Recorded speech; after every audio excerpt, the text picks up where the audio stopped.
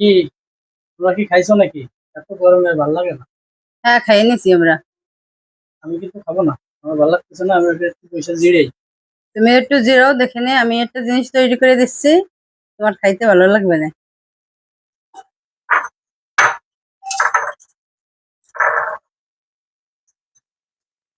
দেখো আমি কি বানাই।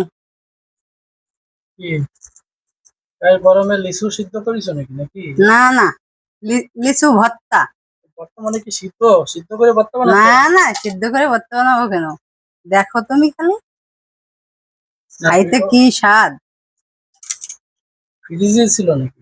হ্যাঁ, ফ্রিজে রাখিছিলাম, ফ্রিজে না রাখলে তো নষ্ট হয়ে যায়। এই লিচু ভর্তা কি বাদাম মাখায় খাতে পারেন নাকি? আরে না পাগল, দেখো খালি, ভাত দিয়ে খাবা কেন? তা পেট ভরবে নাকি দিয়ে? পেট ভরবে না, এই খেয়ে ভাতের রুচি আসে যাবে না। একে তো ডায়েট করতেছি, তারপরে যদি আবার ভাতের রুচি এসে যায় তাহলে তো আর এক সমস্যা। বন্ধুরা, আপনারা দেখতে থাকেন। আসলে কি বানায় আমারে যে খাওয়ায় আমি বুঝতে পারতেছি না এখনো। আপনারা যদি বুঝতে পারেন অবশ্যই একটি কমেন্ট করে মূল্যবান মতামত জানাবেন।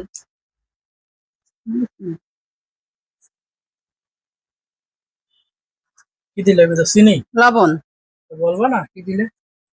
মরিচ, হুম, দুটো মরিচ। দুটো মরিচ। এ কিন্তু মারাত্মক ঝাল। না না, এই মরিচে ঝাল নেই। এবার দেবো চিনি। চিনি দিলাম, চিনি। এটা এবার কি? দেবো কাসন। কাসুন্দি। হুম।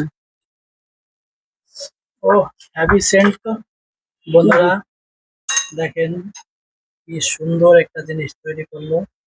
না খায়ে তো বুঝতে পারবো না, আমি আগে একটু খেয়ে নিই, তারপরে বলি টেস্টটা কেমন।